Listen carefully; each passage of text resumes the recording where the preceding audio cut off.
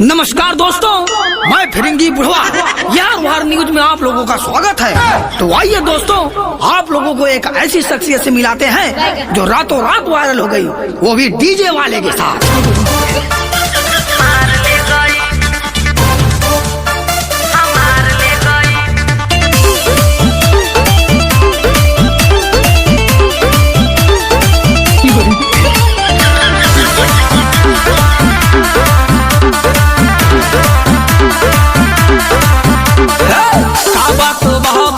चर्चा में बारू मीडिया में गरदा उड़ावत बारू, का बात बड़ी चर्चा में बारू मीडिया में गरदा उड़ावत बारू। ये के दिन में कैसे के प्यार हो गई और प्यार हो गई।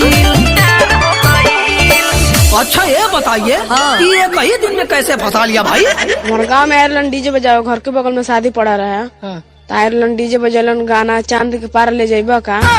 तो वे गाना सुन के हम घर से बाहर निकलनी तो हमरा तो देखलन, हम इनका और देखनी, ओकरा बाद से आँख मरलन, हम आँख मरनी, ओकरा बाद से नंबर की सहारा भइल। चौथा दिन भाग के जलंधर में शादी रहे चल। एक रतिये में चांद के पार ले गई, डीजे वाला पिलावा हमार ले गई।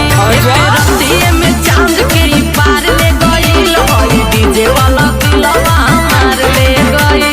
अच्छा तो ये बतावा कि तारा दिल में बसल मारे के दिमाग में? ये बसल वाला हमारा दिल के अंदर है, भाग के कोई नहीं शादी जलंधर जलंधर जलंधर।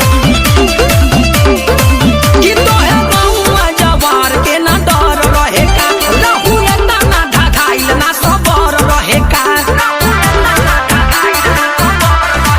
हो जब नैना से नैना मिलल इनसे, तब दिल के गिटार बजल झन से। ऐसे कैसे डीजे वाला से दीदार हो गईल, हाँ दीदार हो गईल।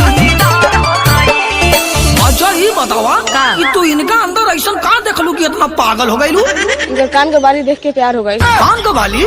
हाँ कान के बाली। कान के बाली था। हाँ यही था। हाय कान का बाली? हाँ वो देखनी तो प्यार हो गई। तो हम पहले हम से कहला इनकर मुस्की करे जावा के पार हो गईल, डीजे वाला हमारो भतार हो गईल।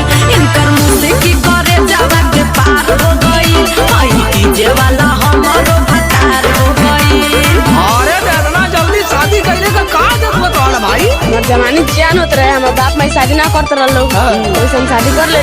देख के तना लगे कि तोहर जवानी जियान होत रहल।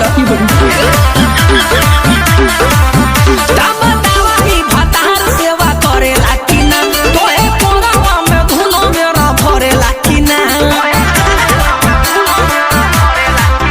सेवा करे ले एतना की काम नहीं के, मोर पिया हीरो से कौनो काम नहीं के। खुशबारू ना कि सपना साकार हो गईल, हाँ साकार हो गईल।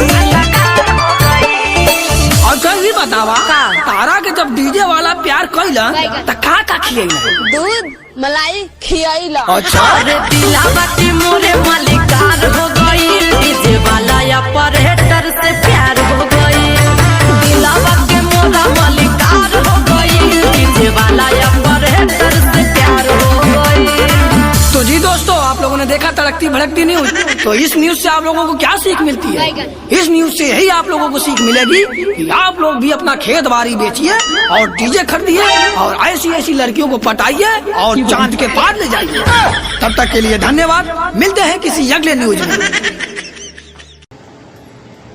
हेलो फ्रेंड, अजान सुरान में आप सभी का स्वागत करते हैं। आप सब कैसे हो फ्रेंड? उम्मीद करते हैं आप सब बहुत ही अच्छे रहिए, स्वस्थ रहिए, मस्त रहिए, अपने काम में व्यस्त रहिए फ्रेंड, अच्छे भी रहिए और हमें भी आशीर्वाद दिए, हम भी अच्छे रहें और स्वस्थ रहें, मस्त रहें। अब तक अच्छा वीडियो डालते रहें, न्यू ट्रेंडिंग। और आप मेरा वीडियो जरूर से जरूर देखिएगा। अच्छा लगे तो एक लाइक सब्सक्राइब कमेंट कर दीजिएगा और बताइएगा मेरा वीडियो कैसा लगा कमेंट बॉक्स में करके।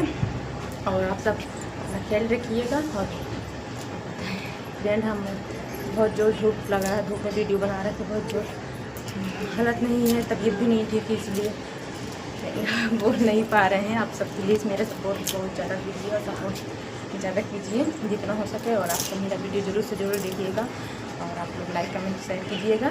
और बाय बाय, फिर मिलते हैं किसी नेक्स्ट वीडियो में। तब तक के लिए मेरी वीडियो में बने रहिए, अपना ख्याल रखिए। तब तक के लिए बोलिए जय श्री राम, जय श्री कृष्ण, राधे राधे।